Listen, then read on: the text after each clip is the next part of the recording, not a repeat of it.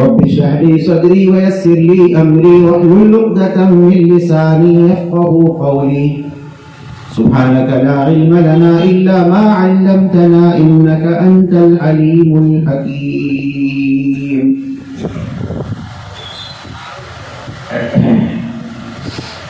تمام تعریفیں، حمد و ثنا،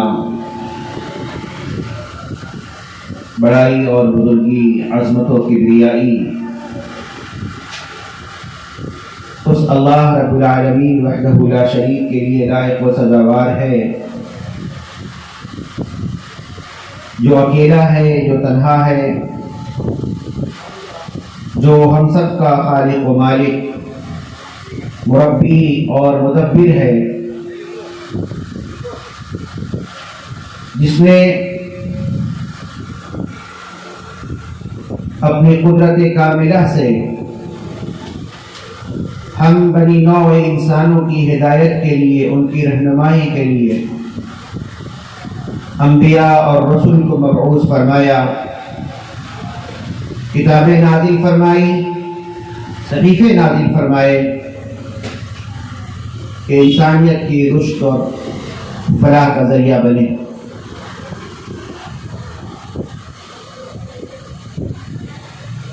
انگین تو بے شمار درود و سلام نازل ہو ان جملہ انبیاء کرام علیہم الصلاۃ والتسلیم پر، اور خصوصاً اس سلسلے کی آخری کڑی نبی آخر الزماں احمد مجتبیٰ محمد مصطفیٰ صلی اللہ علیہ وسلم پر۔ اللهم صل على محمد وعلى آل محمد كما صليت على إبراهيم وعلى آل إبراهيم إنك حميد مجيد۔ اللهم بارك على محمد وعلى آل محمد كما باركت على إبراهيم وعلى آل إبراهيم إنك حميد مجيد۔ رحمت اور بخشش کی دعا ہو نبی اکرم صلی اللہ علیہ وسلم کے ان تمام اصحاب پر، تابعین پر، تبع تابعین پر، ائمہ مجتہدین پر، اولیاء اللہ پر۔ اللہ تبارک و تعالی ان سارے نیک لوگوں کی قبروں کو اللہ تعالی نور سے منور فرما دے۔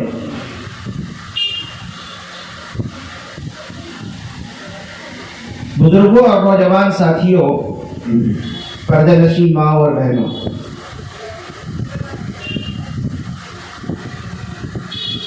قرآن کریم کی جو آیت میں نے پڑھی ہے، اللہ تبارک و تعالی فرماتا ہے کہ لَقَدْ مَنَّ اللَّهُ عَلَى الْمُؤْمِنِينَ، اللہ رب العالمین نے مومنوں پر احسان کیا۔ اللہ رب العالمین نے مومنوں پر احسان کیا ہے، اذ بعث فیہم رسولا، کہ اس میں اللہ رب العالمین نے ایک رسول کو مبعوث فرمایا۔ یقینی طور پر اس کائنات کے اندر اللہ رب العالمین کی جانب سے بے شمار نعمتیں ہمیں اور آپ کو مل رہی ہیں۔ یہ دن اور رات کا آنا اور جانا، یہ سورج، یہ چاند، یہ سردی، یہ گرمی، یہ بارش، یہ ہوا، یہ سمندر، یہ دریا، یہ پہاڑ، اور اس کائنات کے اندر پھیلی ہوئی بے شمار چیزیں، یہ ساری کی ساری چیزیں اللہ رب العالمین کی جانب سے ہمیں اور آپ کو بطور انعام ملا۔ لیکن اللہ رب العالمین نے ان تمام نعمتوں کو دینے کے بعد کبھی اللہ نے یہ نہیں فرمایا کہ ہم نے مومنوں پر انعام کیا کہ اسے ہوا دی، ہم نے روشنی دی، چاند دی، سورج دیا، پہاڑ دیے۔ کبھی اللہ رب العالمین نے لفظ نعمت نہیں کہا، احسان نہیں کہا اللہ رب العالمین نے۔ لیکن جب اللہ رب العالمین نے رسول اکرم صلی اللہ علیہ وسلم کی بعثت فرمائی بعثت کا معنی ہوتا ہے نبوت کا ملنا، یاد رکھیں گے. ولادت الگ ہے، بعثت الگ ہے. اس چیز کو پہلے ذہن میں رکھیں گے، بات کو خلط مت نہ کریں. ولادت الگ چیز ہے، بعثت الگ چیز ہے. مبعوث ہونا کہا جاتا ہے کہ نبوت کا ملنا. تو اللہ رب العالمین نے نبی اکرم صلی اللہ علیہ وسلم کو، محمد ابن عبداللہ کو جب محمد الرسول اللہ بنایا اللہ رب العالمین نے، تو اللہ رب العالمین نے فرمایا لقد من اللہ علی المؤمنین اذ بعث فیہم رسولا. اسی میں سے ایک رسول کو مبعوث کر دیا ہم نے. یقینی طور پر اللہ رب العالمین کا بڑا احسان ہے. چلیے احسان کس لیے ہے اور اس کو احسان کیوں نہ مانے ہم؟ نبی اکرم صلی اللہ علیہ وسلم کی بعثت کو ہم احسان کیوں نہ مانے؟ ایک سوال پیدا ہو سکتا ہے، کیوں احسان مانے ہم؟ جواب یہ ہے، اگر نبی نہ آتے، اگر اللہ تعالی نبی اکرم صلی اللہ علیہ وسلم کو مبعوث نہ فرماتا تو ہم توحید نہیں جانتے. ہمیں توحید کا علم ہی نہیں ہوتا نا.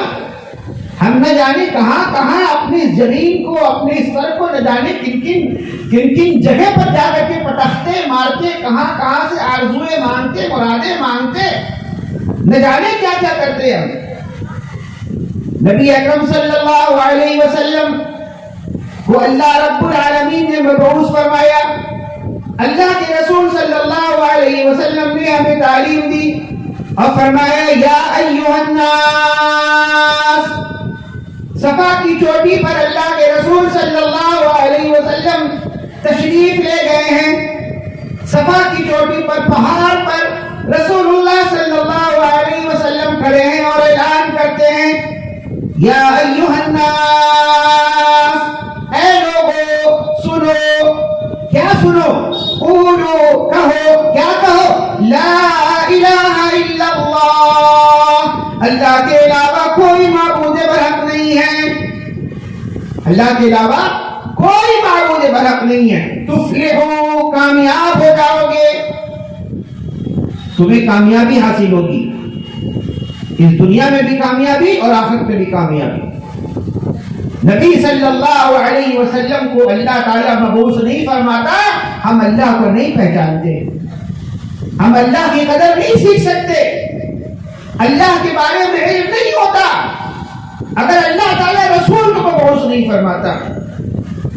اگر اللہ تبارک و تعالیٰ نبی صلی اللہ علیہ وسلم کو مبعوث نہیں کرتا تو ہم زندگی گزارنے کا طریقہ نہیں جانتے. آپ کو معلوم ہے کہ رسول اللہ صلی اللہ علیہ وسلم نے ہمیں زندگی گزارنے کا طریقہ بتایا ہے.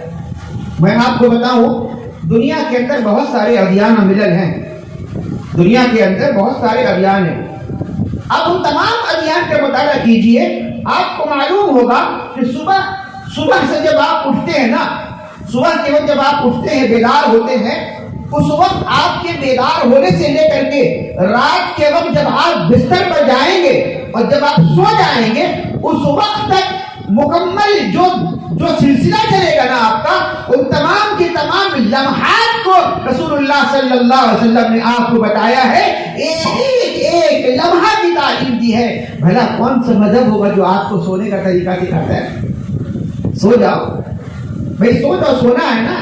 دن بھر کام کر کے آئے ہو، تھک گئے ہو، آفس سے آئے ہو، بزنس سے آئے ہو، بہت سارے کام کاج تمہارے ہیں، تھکاوٹ ہو گئی، جسم کو آرام چاہیے، جاؤ بستر پر جا کر کے سو جاؤ. کوئی ضروری تھوڑی ایسے ہی سونا نیند پوری کرنا ہے. لیکن قربان جاؤ اس آخری نبی جناب محمد الرسول اللہ صلی اللہ علیہ وسلم پر، جنہوں نے ہمیں سونے کا طریقہ سکھلایا اور کہا سونے جاؤ تو پہلے بستر کو جھاڑ لو. بستر کو جھاڑ لو. پتہ نہیں کون سا کیڑا مکوڑا بستر کے اندر، بستر پر ہے. تم سو جاؤ گے، بستر پر کوئی کیڑا کاٹ لے، کوئی جانور کاٹ لے، کوئی کیڑا کاٹ لے، کوئی کیڑا مکوڑا تم پر حاوی ہو جائے. رسول اللہ صلی اللہ علیہ وسلم نے بستر جھاڑنے کا حکم دیا.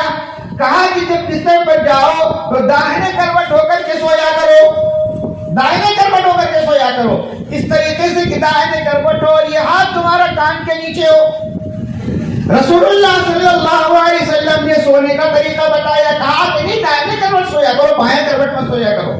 میڈیکل سائنس آج بتاتی ہے 1400 سال کے بعد, 1400 سال کے بعد میڈیکل سائنس بتاتی ہے بائیں سائڈ جب سوئیں گے نا تو جتنا اہم ترین پارٹس جو آپ کے باڈی کے اندر ہے نا وہ حصہ جو ہے دبا ہوا رہے گا, اور دبتے دبتے اس کے اندر بیماری پیدا ہو جائے گی, اس کے اندر وہ کمزور ہو جائے گا. نبی صلی اللہ علیہ وسلم نے آج سے 1450 سال پہلے ہمیں سونے کا طریقہ سکھلایا. اللہ کے رسول صلی اللہ علیہ وسلم نے ہمیں کھانے کا طریقہ سکھلایا, استنجا کا طریقہ سکھلایا, واش روم جانے کا طریقہ سکھلایا. میرے بھائیوں, نبی صلی اللہ علیہ وسلم اگر نہیں آتے نا تو ہم اور آپ دنیا کے اندر جنگلی کی جگہ زندگی گزارتے ہیں.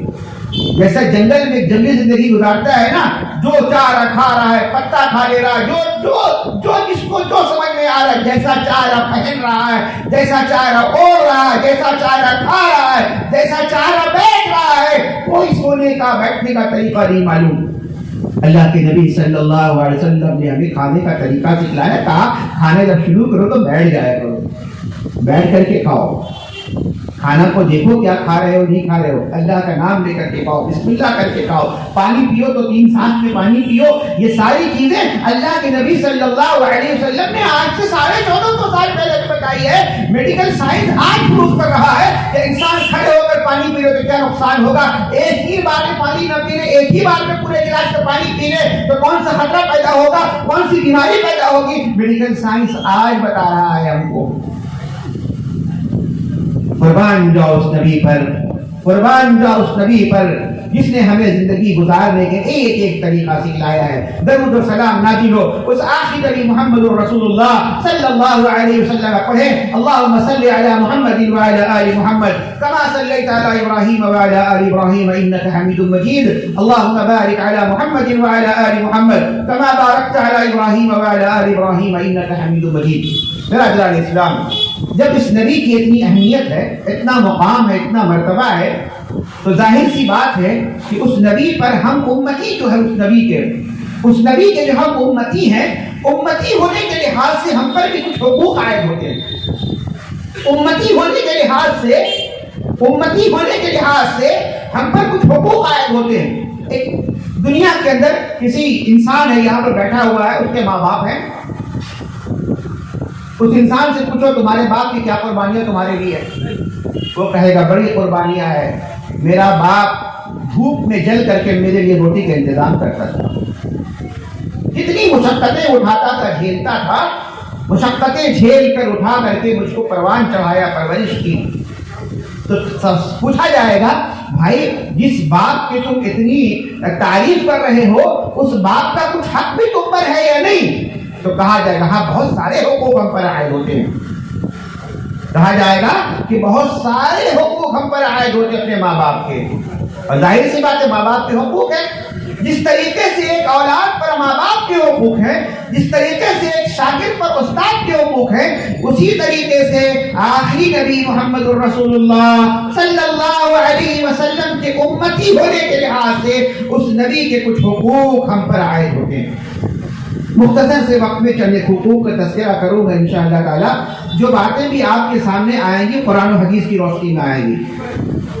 آپ اگر ہم سے قصے اور کہانیوں کا توقع رکھتے ہیں تو میں پہلے معذرت چاہ لے رہا ہوں. قصے اور کہانی بیان کرنے کی مجھے عادت نہیں ہے. جو باتیں آئیں گی قرآن کی روشنی میں آئے گی, اللہ کے نبی کے حدیث کی روشنی میں آئے گی انشاءاللہ تعالی.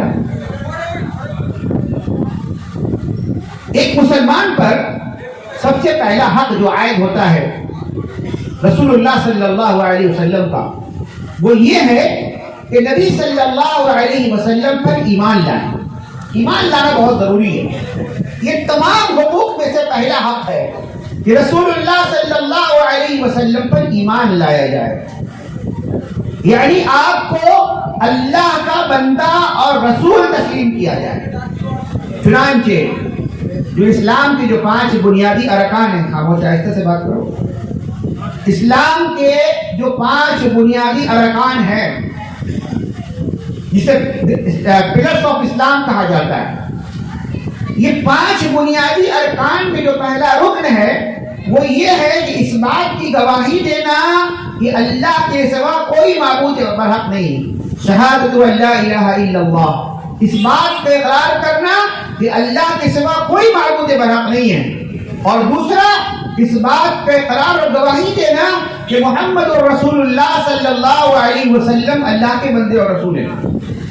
یہ کلمہ ہے جس کو پڑھنے کے بعد ایک شخص مسلمان ہو سکتا ہے، اور جس کو پڑھے بغیر کوئی مسلمان نہیں ہو سکتا۔ اگر کوئی مسلمان ہونا چاہتا ہے اس کلمے کو پڑھنا ضروری اس کے لیے ہے۔ کلمہ میں کیا کہا گیا؟ دوسرا حصہ کیا ہے کلمہ کا؟ وَأَشْهَدُ أَنَّ مُحَمَّدًا عَبْدُهُ وَرَسُولُهُ، کہ میں اس بات کے اقرار کرتا ہوں کہ محمد الرسول اللہ صلی اللہ علیہ وسلم اللہ کے بندے اور رسول ہیں۔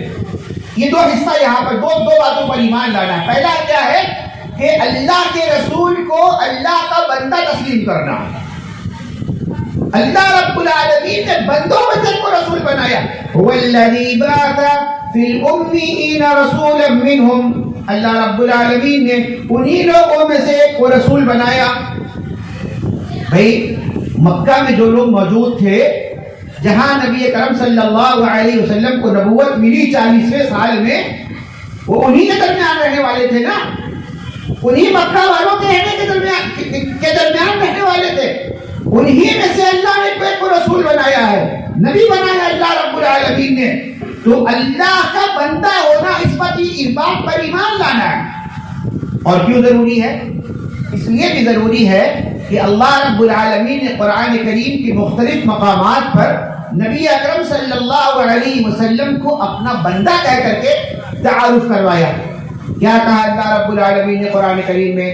اللہ تبارک و تعالی فرماتا ہے الحمدللہ الذی انزل علی عبدہ الکتاب ولم یجعل لہ عوجا، سورہ کہف میں اللہ تعالیٰ فرماتا ہے تمام تعریف اللہ کے لیے ہے، الحمدللہ تمام تعریف اللہ کے لیے ہے، الذی انزل الکتاب علی عبدہ، جس نے اپنے بندے پر کتاب نازل کیا، جس نے اپنے بندے پر کتاب نازل کیا۔ محمد رسول اللہ صلی اللہ علیہ وسلم کو اللہ تبارک و تعالیٰ اپنا بندہ کہہ رہا ہے۔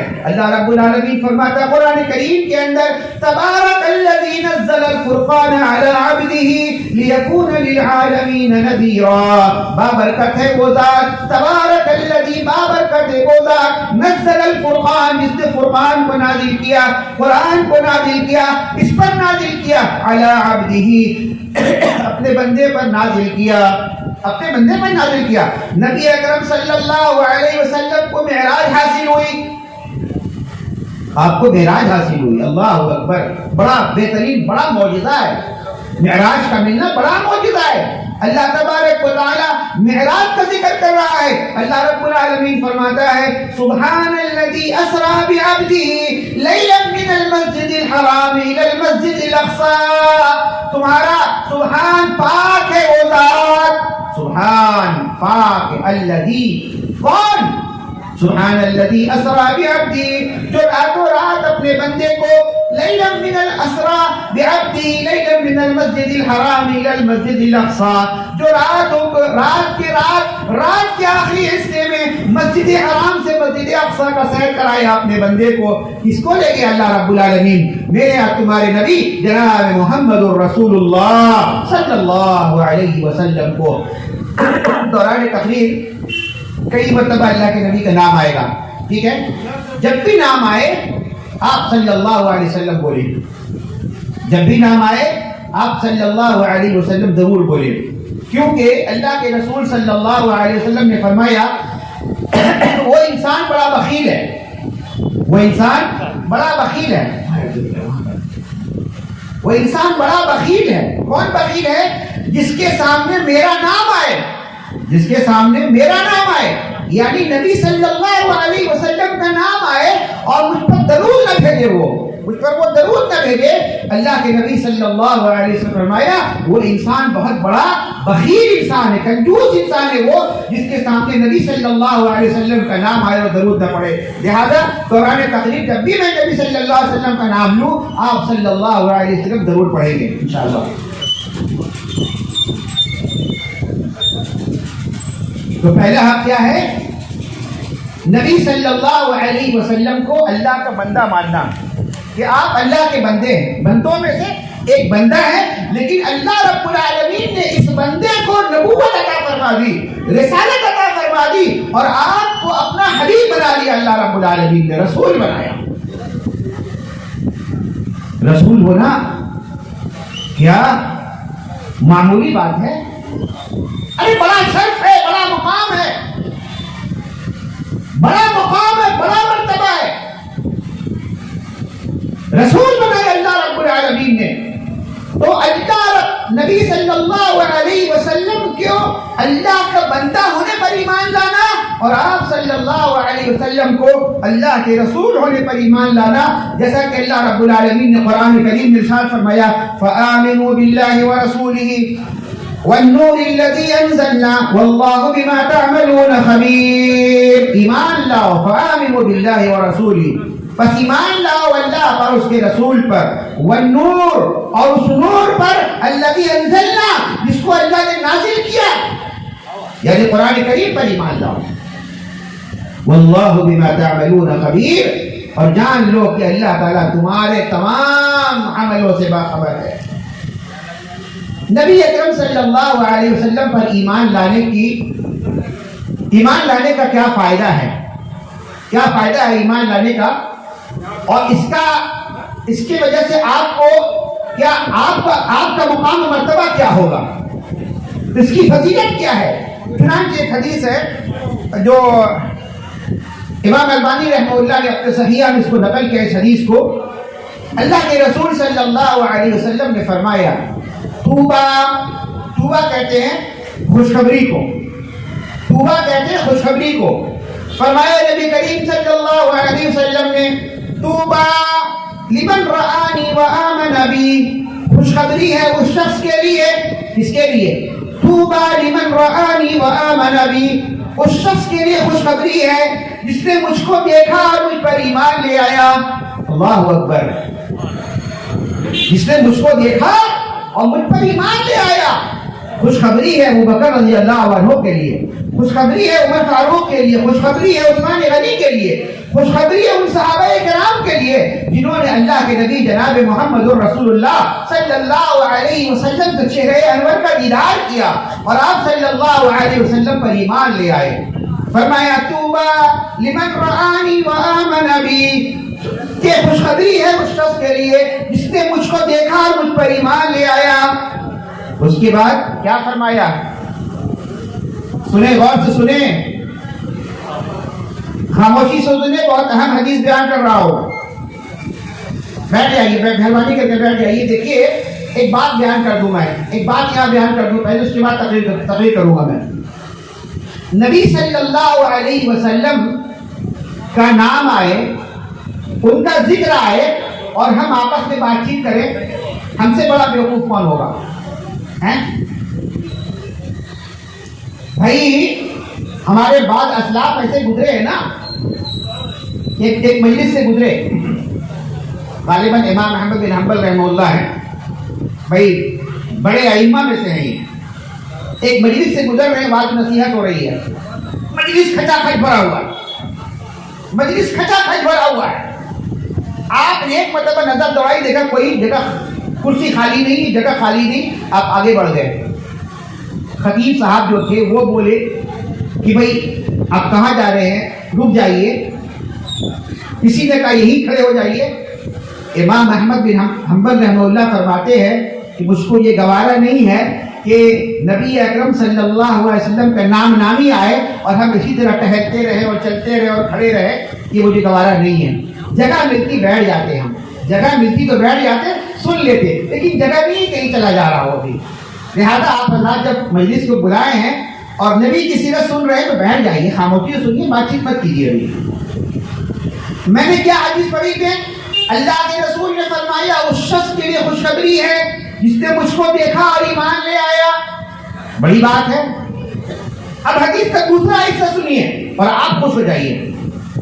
فرمایا نبی کریم صلی اللہ علیہ وسلم نے توبہ 7 مرات، اللہ اکبر، خوشخبری ہے، خوشخبری ہے، خوشخبری ہے 7 مرتبہ اللہ کے رسول صلی اللہ علیہ وسلم نے فرمایا، 7 مرتبہ فرمایا خوشخبری ہے. کس کے لیے؟ لمن لم یرانی، جس نے مجھ کو دیکھا تو نہیں اس نے، وآمن بی، لیکن مجھ پر ایمان لے آیا وہ. اللہ اکبر. صحابہ کرام نے اللہ کے نبی کو دیکھا، اس پر ایمان لے آئے. ان کا کیا مقام ہے؟ وہ صحابہ جن کے بارے میں اللہ تعالیٰ فرماتا قرآن کریم کے اندر، رضی اللہ عنہم ورضوا عنہ، اللہ ان سے راضی ہو گیا ہے. اللہ رب العالمین نے ان کے لیے دنیا میں جنت کا پروانہ دے دیا. اللہ رب العالمین نے وہ صحابہ کرام، ان کو خوشخبری ملی، اور آپ کو خوشخبری مل رہی ہے جو آپ نے اللہ کے نبی پر ایمان لایا ہے.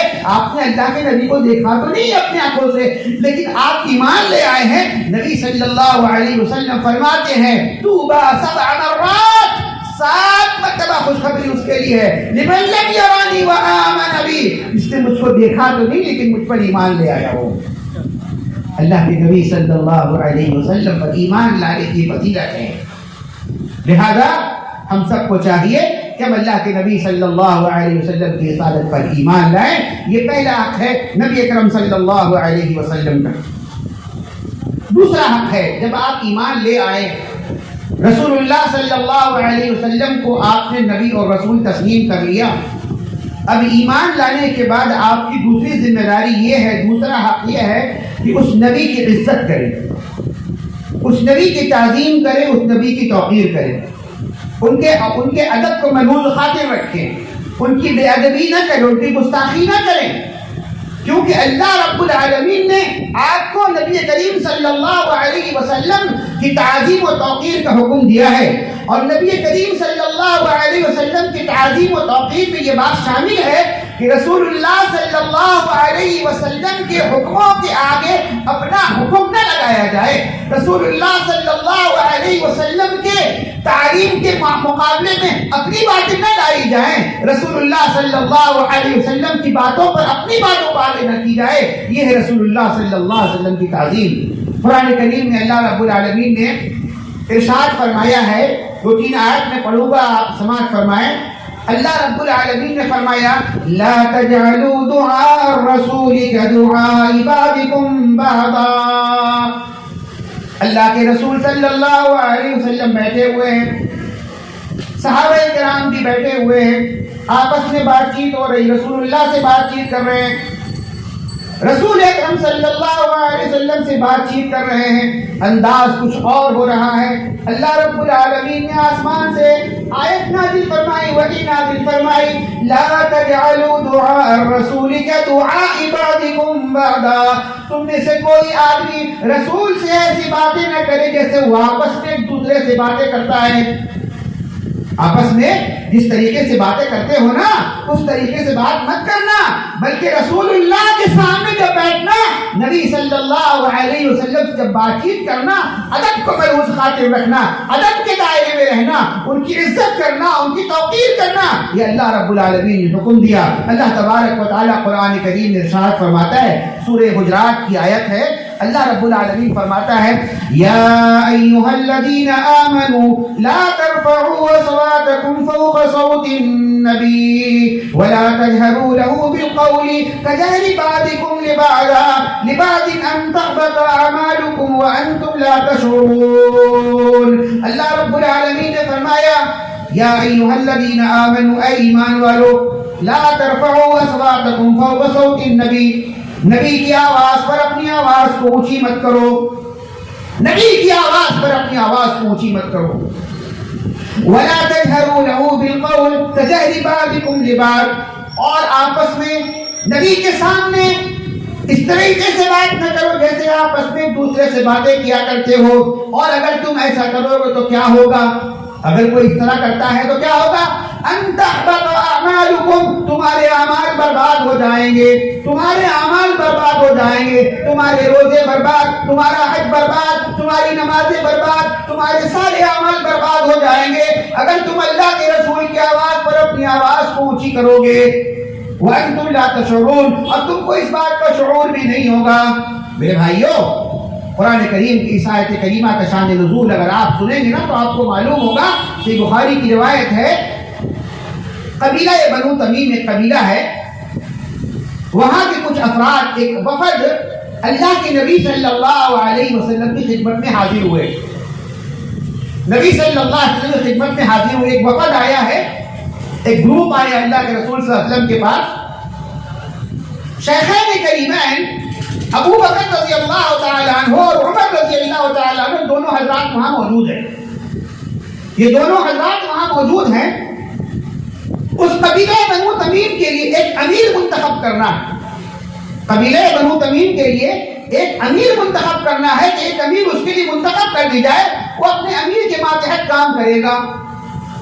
ابو بکر رضی اللہ تعالیٰ عنہ نے ایک صحابی کا نام لیا اور کہا کہ آپ فلاں کو، اللہ کے رسول صلی اللہ علیہ وسلم آپ ان کو جو ہے نا امیر بنا دیجیے. عمر رضی اللہ تعالیٰ عنہ کہتے ہیں کہ نہیں، یہ بہتر ہوگا کہ آپ فلاں کو امیر بنا دیجیے. یہ دونوں میں باتیں ہوئی ہے، بات ذرا غور سے سنیے گا بھی، دونوں کے درمیان باتیں ہو رہی ہیں. اب دونوں حضرات نے کہا کہ آپ کو تو میری مخالفت دکھائی دیتی ہے، میں کوئی بھی بات بیان کرتا ہوں آپ اس کی مخالفت کے لیے کھڑے ہو جاتے ہیں. معاملہ کچھ نہیں ہے، امیر منتخب کرنا ہے، لیکن دونوں نے اپنے جانب سے ایک مشورہ دیا کہ فلاں کو امیر بنائیے. انہوں نے کہا فلاں کو امیر بنائیے. ان دونوں کی باتوں میں، دونوں کی جو باتیں ہو رہی ہے تو یہاں ان کی آواز اونچی ہو گئی ہے. یہاں ان کی آواز، ان دونوں کی آواز اونچی ہو گئی ہے. اللہ اکبر، اللہ رب العالمین کو ان دونوں شیخین کریمین ابو بکر رضی اللہ تعالیٰ عنہ، عمر رضی اللہ تعالیٰ عنہ، دونوں جلیل القدر صحابی ہیں. دونوں جلیل القدر صحابی ہیں. دونوں کے لیے اللہ نے جنت کا پروانہ دے دیا ہے. لیکن اللہ رب العالمین نے آسمان سے جبریل کو بھیجا، اے جبریل جاؤ اور نبی اکرم صلی اللہ علیہ وسلم کے قلب اطہر پر اس بات کو نازل فرما دو کہ لا ترفعوا اصواتکم فوق صوت النبی. نبی کی موجودگی میں نبی سے زیادہ تمہاری آواز نہیں ہونی چاہیے. اللہ اکبر. کرو گے تو کیا ہوگا؟ ان تحبط اعمالکم، اللہ تبارک و تعالیٰ تمہارے اعمال کو رائگاں کر دے گا. اللہ اکبر. بات تو آئی گئی ہو گئی، بات تو آئی گئی ہو گئی. اس کے بعد کیا معاملہ ہوا سنیے. اس کے بعد کیا معاملہ ہوا؟ صحیح بخاری کی روایت ہے. ثابت بن قیس رضی اللہ تعالی صحابی ہیں. ثابت بن قیس رضی اللہ تعالیٰ عنہ صحابی رسول ہیں. یہ ایسے صحابی ہے نا کہ ان کی آواز جو ہے نیچرلی فطری طور پر بلند ہے. بھائی ہم میں مجمع میں کوئی ایک ایسا بندہ بھی ہوگا جس کی آواز بہت اونچی ہے، وہ اگر آہستہ بھی بولے گا نا تو آپ کو لگے گا چلا کے بول رہا ہے. وہ لوگوں میں کچھ لوگ ایسے ہوتے ہیں ہم میں جن کی آواز قدرتی طور پر بلند ہوتی ہے. کچھ ایسے ہیں دیکھنے میں بڑا لہیم شہیم لگے گا، لیکن وہ بولے گا تو آواز بہت مست ہوگی اس کی، ہے نا. بات لہیم شہیم موٹا تگڑا ہے، آپ کو لگے گا یہ بولے گا تو پورا علاقہ سن لے گا بھی، لیکن جب وہ منہ کھولے گا تو اس کی آواز بہت نہیں نکلے گی. فطرت ہے، فطری طور پر اس کو ایسا حاصل ہوا ہے. ثابت بن قیس رضی اللہ تعالیٰ عنہ یہ وہ صحابی ہیں جن کی آواز فطری طور پر بلند ہے. جب ان کے سامنے یہ آیت پڑھی گئی، اللہ اکبر، وَلَا تَجْهَرُوا لَهُ بِالْقَوْلِ كَجَهْرِ بَعْضِكُمْ لِبَعْضٍ أَن تَحْبَطَ أَعْمَالُكُمْ وَأَنْتُمْ لَا تَشْعُرُونَ.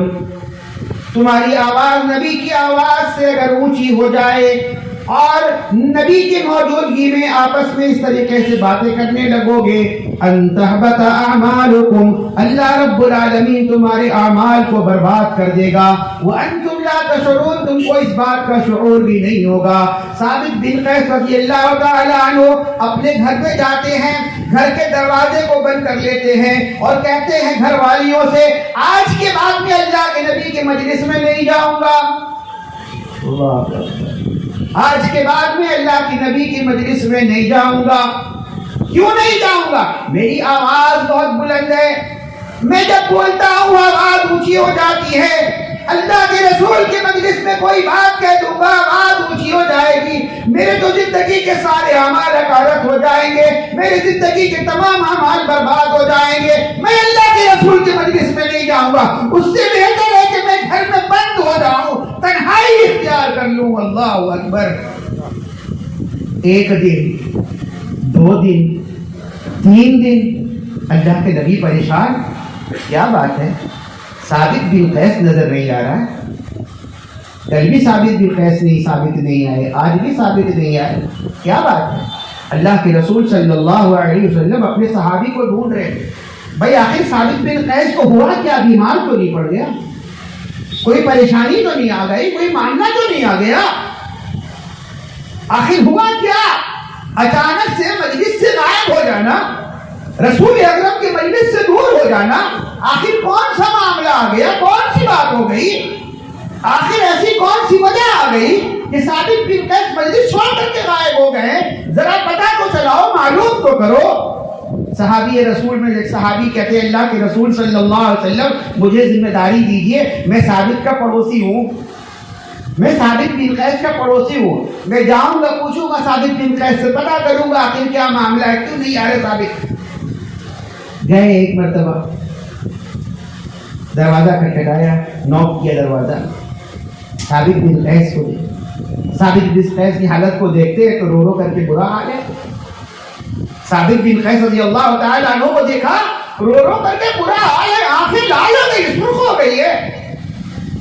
کہتے ہیں کہ ثابت بن قیس آخر کیا وجہ ہے؟ تم اللہ کے رسول کے مجلس میں نہیں جا رہے ہو، اللہ کے رسول تم کو تلاش کر رہے ہیں، تم کو ڈھونڈ رہے ہیں، آخر کیا بات ہے تم اللہ کے رسول کے مجلس میں نہیں جا رہے ہو؟ ثابت بن قیس کہتے ہیں اے فلاں، نام یاد نہیں آ رہا مجھے، کہتے ہیں کہ معاملہ کچھ تو اور ہے، معاملہ یہ ہے کہ اللہ کے نبی صلی اللہ علیہ وسلم کی مجلس میں آواز اگر بلند ہو جائے، اللہ نے آیت نازل فرما دی ہے، وحی کا نزول ہو گیا ہے کہ اعمال برباد ہو جائیں گے، اور تم کو پتا ہے میری آواز بہت اونچی ہے، اگر میں اللہ کے رسول کے مجلس میں چلا گیا، میری آواز بلند ہو گئی تو میرے تو اعمال برباد ہو جائیں گے، میں جہنم والوں میں سے ہو جاؤں گا، اسی لیے میں اللہ کے رسول کے مجلس میں جانا نہیں چاہتا ہوں۔ وہ صحابی اللہ کے نبی صلی اللہ علیہ وسلم کے پاس آئے اور سارا ماجرا سنا دیا کہ اللہ کے رسول صلی اللہ علیہ وسلم، ثابت بن قیس کے پاس ہم گئے تھے، ان سے پوچھا کیا بات ہے، انہوں نے یہ سارا معاملہ بیان کیا ہے۔ اللہ کے رسول صلی اللہ علیہ وسلم فرماتے ہیں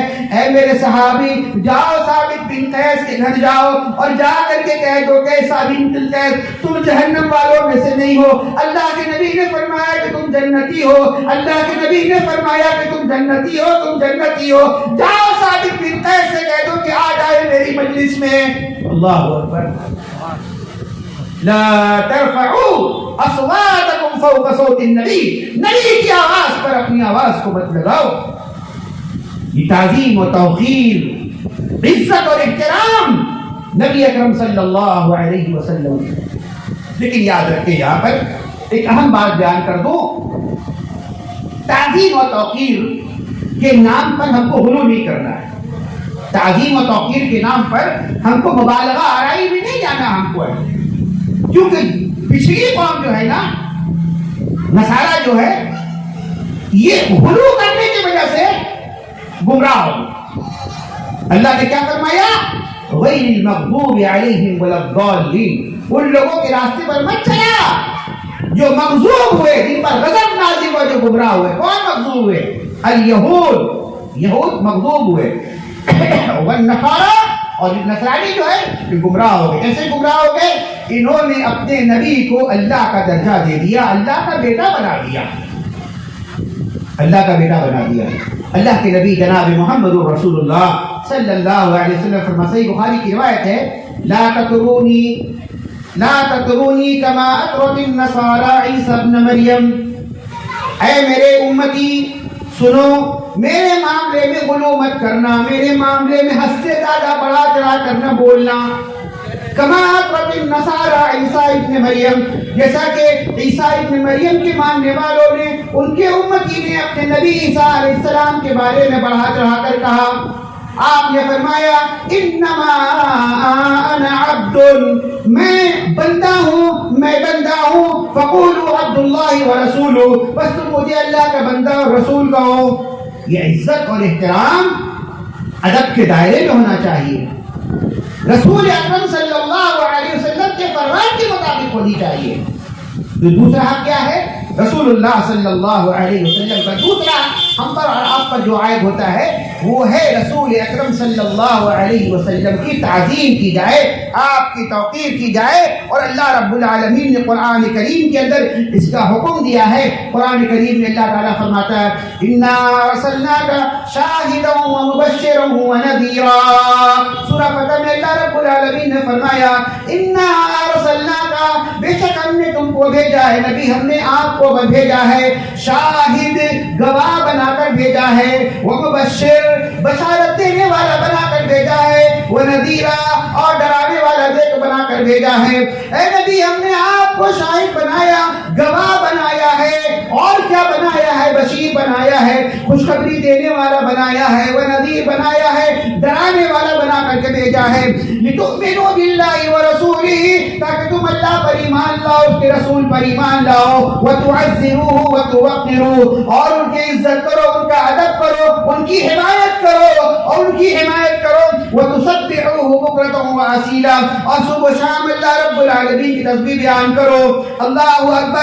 نبی کریم صلی اللہ علیہ وسلم کے صحابہ کس طریقے سے نبی صلی اللہ علیہ وسلم کی تعظیم کرتے تھے, آپ کی توقیر کرتے تھے. پڑھو حدیث کی کتابوں کو, اٹھاؤ صحابہ کی زندگی کو, آپ کو معلوم ہوگا حدیث کی کتابوں کے اندر یہ سارے واقعات لکھے ہوئے ہیں. چنانچہ ایک واقعہ ہے, صحیح بخاری کی روایت ہے, عروہ بن مسعود ثقفی ابھی ایمان نہیں لائے ہیں, رضی اللہ تعالیٰ عنہ, بعد میں ایمان لانے والے صحابی ہیں یہ, ابھی یہ ایمان نہیں لائے ہیں. ابھی کا واقعہ لکھتا ہے قریش ایک وفد نے ان کو اللہ کے رسول کے پاس بھیجا کہ جاؤ اللہ کے رسول کے پاس جاؤ, ان سے جا کے بات چیت کرو, کیا معاملہ ہے پوچھو.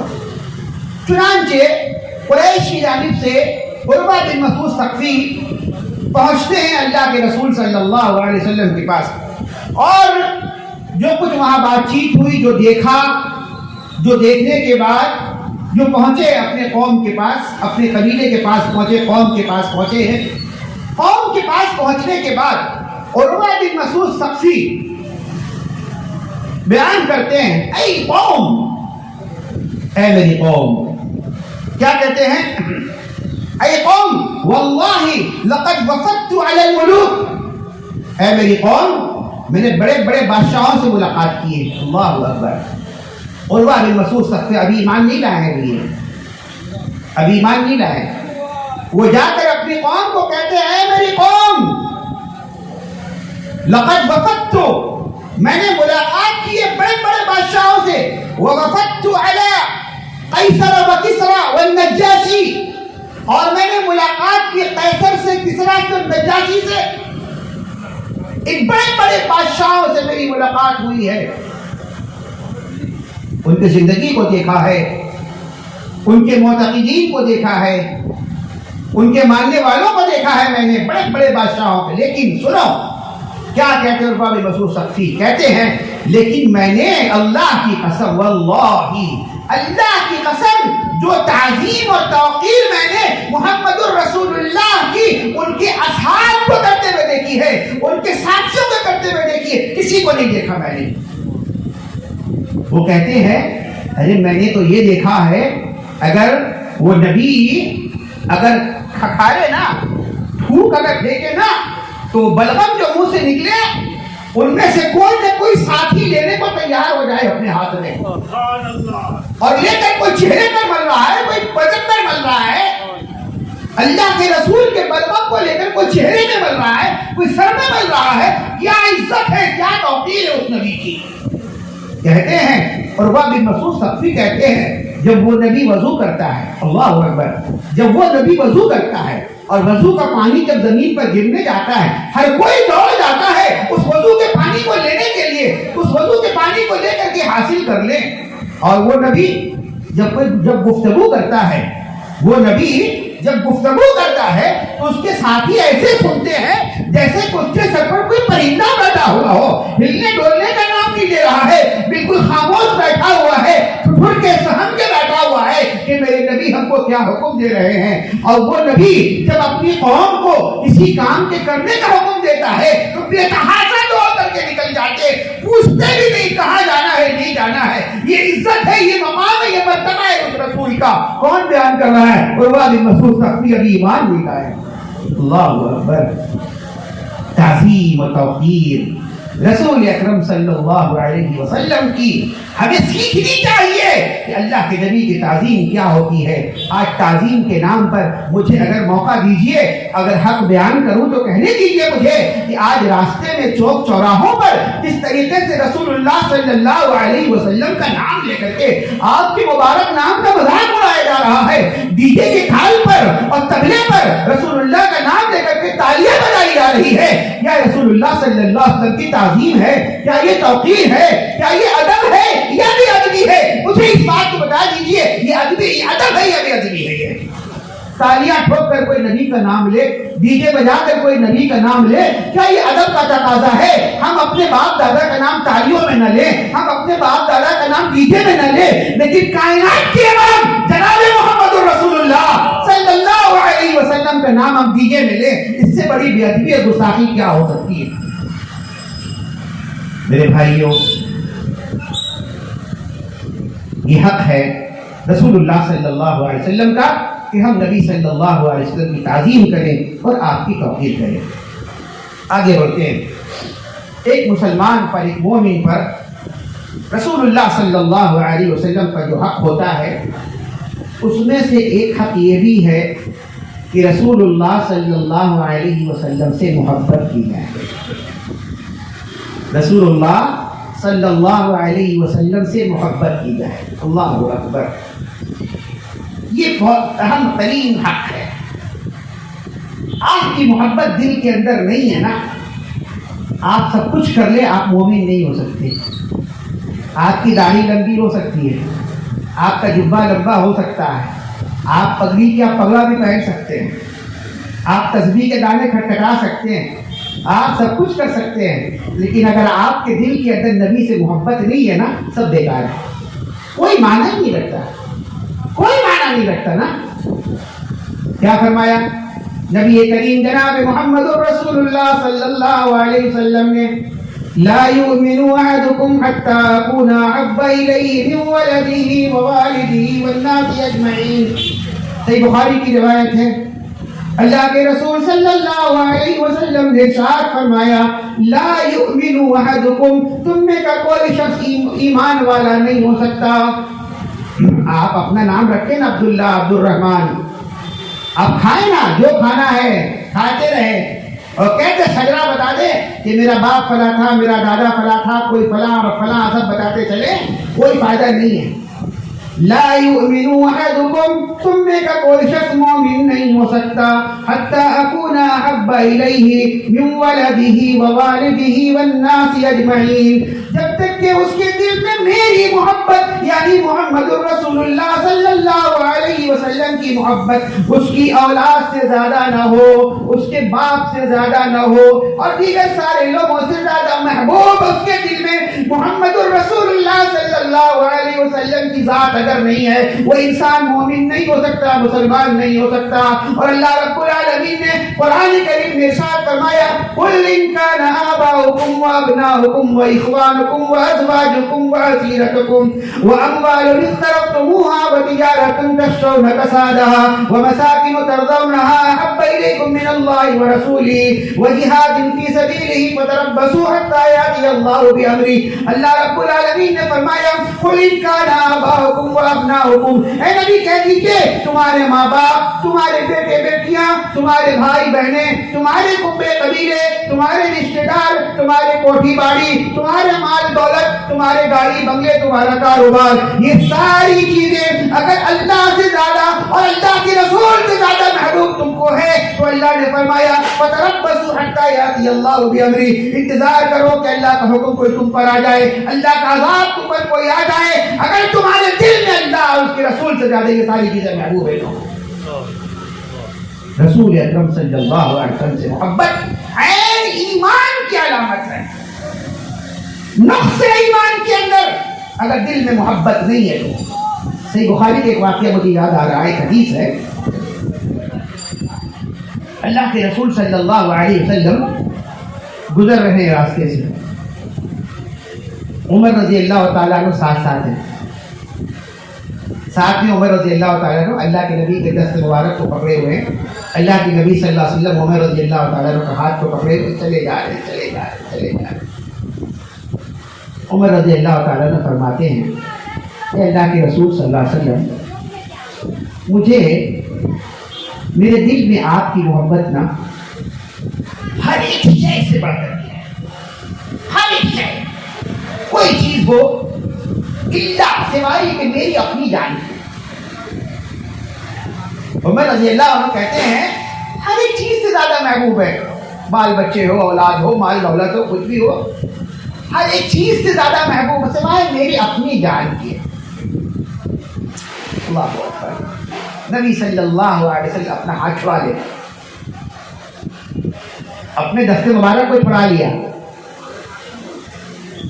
ہاتھ چھڑا لیا عمر رضی اللہ تعالیٰ عنہ کا، کہا کہ لا، نہیں، اس ذات کی قسم جس کے ہاتھ میں محمد کی جان ہے، کوئی شخص اس وقت تک مومن نہیں ہو سکتا جب تک کہ وہ میری محبت اس کے دل میں اس کی جان سے بھی زیادہ محبوب نہ ہو، اپنی جان سے بھی زیادہ محبت مجھ سے نہ کرے، وہ مومن نہیں ہو سکتا۔ اتنا کہنا تھا، عمر رضی اللہ تعالیٰ عنہ گھبرا جاتے ہیں، پریشان۔ اللہ کے نبی نے فرمایا، ہاتھ پکڑا اور کہا، اے اللہ کے رسول، اب آپ مجھے اپنی جان سے بھی زیادہ محبوب ہیں۔ آپ نے فرمایا، الآن یا عمر، اے عمر، اب ٹھیک ہوا تمہارا معاملہ اب ٹھیک ہو گیا، اب صحیح راستے پہ آ گئے، ٹرک صحیح پکڑ لیے تم، ابھی تھوڑا کجی آ گئی تھی بیچ میں، تمہارے دل میں میری محبت اپنی جان سے زیادہ تھوڑا تھی، ہے نا، اپنی جان زیادہ محبوب تھی، لیکن اس وقت تمہارا ایمان مکمل نہیں ہوا تھا۔ جب عمر نے کہا کہ نہیں اللہ کے رسول، اب آپ کی محبت میری جان سے بھی زیادہ ہے، آپ نے فرمایا، الآن یا عمر، اے عمر، اب تم مومن ہو گئے۔ کیسے صحابہ محبت کرتے تھے، غور کیجیے۔ ایک صحابی ہیں، یہ بھی صحیح بخاری کی روایت ہے، ایک صحابی اللہ کے نبی صلی اللہ علیہ وسلم کے پاس آتے ہیں، آ کر عرض کرتے ہیں، اللہ کے رسول صلی اللہ علیہ وسلم، کیا معاملہ ہے، میں جب آپ کے مجلس میں آتا ہوں نا، آپ کی مجلس میں آتا ہوں تو اللہ اتنا ایمان تازہ رہتا ہے نا، آپ کو دیکھتا ہوں، آپ کی باتیں سنتا ہوں، بس آپ کا ہی ہو جاتا ہوں، آپ کا ہی ہو جاتا ہوں، ٹھیک ہے، لیکن جب گھر جاتا ہوں تو گھر میں بیوی بھی ہے، گھر کے بچے بھی ہیں، ان لوگوں میں پڑ جاتا ہوں ان لوگوں میں، تو لگتا ہے کہ ایمان میں کمی آ گئی ہے، بڑا عجیب معاملہ ہے میرا۔ میں سوچتا ہوں کہ یہاں جب میں آپ کے پاس آتا ہوں تو اچھا لگتا ہے، بس بہت اچھا لگتا ہے، آپ کو ساتھ دیکھتا ہوں، آپ کے چہرے کا دیدار کرتا ہوں، لیکن پھر گھر جاتا ہوں تو آپ سے ملاقات نہیں ہوتی، مایوس ہو جاتا ہوں، کیا کروں، وہاں تو آپ ملتے نہیں، گھر میں بیوی بچے ہوتے ہیں، یہی سوچتا رہتا ہوں، زندگی تو 2-4 دنوں کی ہے، اس کے بعد تو موت آنی ہے، مجھے بھی موت آئے گی، آپ کو بھی اللہ تعالیٰ دنیا سے اٹھائے گا، پھر کہاں ملاقات ہوگی میری اور آپ کی؟ دنیا میں تو موقع ہے، آ جاتا ہوں آپ کی مجلس میں، آ کر کے دیکھ لیتا ہوں، دیدار کر لیتا ہوں، آپ کا خوش ہو جاتا ہوں، لیکن مرنے کے بعد قیامت کے دن، حشر کے میدان میں قیامت کے دن، وہاں بھی تو معاملہ بڑا، آپ تو ٹھہرے نبی، آپ ٹھہرے نبی، ارے بھائی آپ انبیاء کے ساتھ ہوں گے، آپ کا مقام ہی الگ ہوگا، آپ کا مرتبہ ہی الگ ہوگا، قیامت کے دن آپ تو انبیاء کے ساتھ ساتھ رہیں گے، ان کی مجلس میں رہیں گے، کہ ہم جیسے لوگوں کی وہاں گزر کہاں ہوگی، کیسے وہاں دیکھوں گا، بہت دل محسوس جاتا ہوں، گھر جاتا ہوں دل محسوس جاتا ہے، کیا حالت ہوگی۔ دنیا میں تو یہ حالت ہے کہ 10 آدھے گھنٹے 2 گھنٹے کے لیے گھر آتا ہوں تو طبیعت گھبرانے لگتی ہے کہ نبی کا دیدار نہیں ہو رہا ہے، نبی کی صحبت نہیں مل رہی، پریشان ہو جاتا ہوں، مرنے کے بعد کیا ہوگا، قیامت کے دن کیا ہوگا، آپ کا معاملہ تو بڑا عجیب ہوگا، آپ تو انبیاء کے ساتھ رہیں گے، بڑا اونچا مقام آپ کا، پروٹوکول ہوگا، وہاں ہم لوگوں کی گزر کہاں ہوگی؟ صحابی رسول اپنے دل کی بات بیان کر رہے ہیں، اللہ اکبر، صحابی رسول ہے اپنے دل کی بات بیان کر رہے ہیں، رب تعالیٰ جبریل کو بھیجتا ہے، جبریل کو بھیجتا ہے، اے جبریل جاؤ اور نبی کے قلب اطہر پر اس بات کی بشارت سنا دو کہ جو کوئی رسول سے محبت کرنے والا ہوگا قیامت کے دن وہ رسول کے ساتھ رہے گا۔ اللہ تعالیٰ فرماتا ہے وَمَن يُطِعِ اللَّهَ وَرَسُولَهُ، جو کوئی اللہ کی اطاعت کرے گا، جو کوئی اللہ کے رسول کی اطاعت کرے گا، جو کوئی اللہ کے رسول صلی اللہ علیہ وسلم سے محبت کرنے والا ہوگا، فَأُولَٰئِكَ مَعَ الَّذِينَ أَنْعَمَ اللَّهُ عَلَيْهِم مِّنَ النَّبِيِّينَ وَالصِّدِّيقِينَ وَالشُّهَدَاءِ وَالصَّالِحِينَ وَحَسُنَ أُولَٰئِكَ رَفِيقًا۔ اللہ رب العالمین نے فرمایا جو کوئی اللہ کی اطاعت کرنے والا ہوگا، اللہ کے رسول کی اطاعت کرنے والا ہوگا، کل قیامت کے دن فَأُولَٰئِكَ مَعَ الَّذِينَ أَنْعَمَ اللَّهُ، اللہ رب العالمین کا انعام ان پر حاصل ہوگا، اور وہ نبیوں کے ساتھ ساتھ رہے گا قیامت کے دن، نبیوں کے ساتھ ساتھ رہے گا، صدیقین کے ساتھ ساتھ رہے گا، شہداء کے ساتھ ساتھ رہے گا، صالحین کے ساتھ ساتھ رہے گا، جو کوئی اس دنیا میں نبی صلی اللہ علیہ وسلم سے محبت کرتا ہوگا۔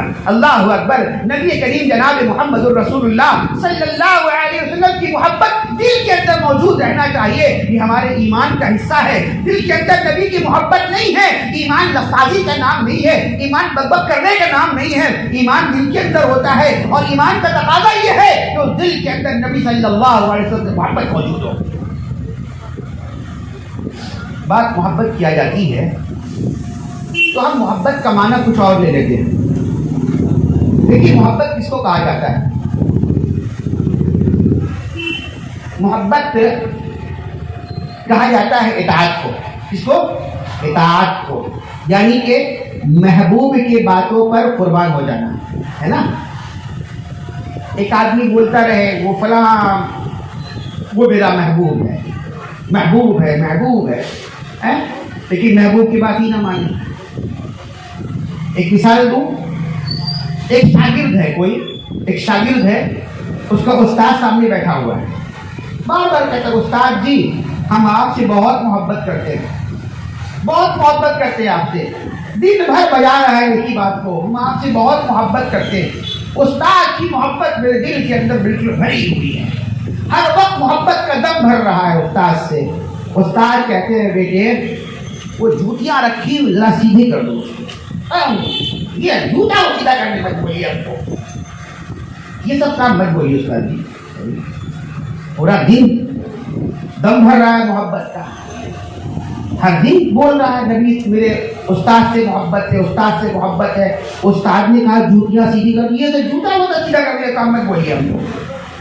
اچھا بیٹے ایک گلاس خالی دیکھ رہے کہ کام کر رہا ہوں سر، کسی اور سے منگا لیجیے نا، کسی اور سے منگا لیجیے، اور بھی تو بچے بیٹھے ہوئے ان سے بول کے لا دے گا پانی آپ کے لیے۔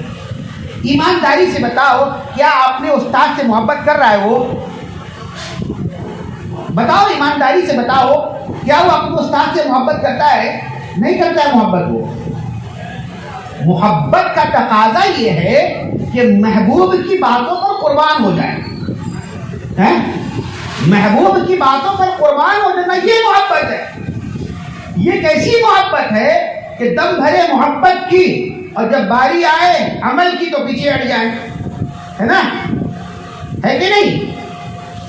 تو محبت بمعنی اطاعت ہے، اور اللہ رب العالمین نے قرآن کریم کے اندر جہاں بھی ہم کو حکم دیا ہے وہ حکم یہی ہے کہ رسول اللہ کی اطاعت کرو۔ اٹھاؤ قرآن، پڑھو قرآن، یا ایھا الذین آمنوا اطیعوا اللہ واطیعوا الرسول، اے ایمان والو اللہ کی اطاعت کرو اور اللہ کے رسول کی اطاعت کرو، اطاعت کرو اللہ کے رسول کی۔ اللہ نے فرمایا قرآن کریم کے اندر من یطع الرسول فقد اطاع اللہ، جس نے رسول کی اطاعت کی دراصل اس نے اللہ کی اطاعت کی۔ اللہ رب العالمین نے فرمایا وَمَن يُطِعِ اللَّهَ وَرَسُولَهُ فَقَدْ فَازَ فَوْزًا عَظِيمًا، جو کوئی اللہ کی اور اس کے رسول کی اطاعت کرے گا اس کے لیے عظیم کامیابی ہے، اس کے لیے عظیم کامیابی ہے۔ کس میں کامیابی ہے؟ رسول اللہ صلی اللہ علیہ وسلم کی اطاعت میں، آپ کی فرما برداری میں، آپ کے حکموں کو ماننے میں۔ اللہ کے رسول صلی اللہ علیہ وسلم سے محبت اسی کو کہا جاتا ہے کہ رسول آپ کو جس بات کو کہے اس کام کو کر لو۔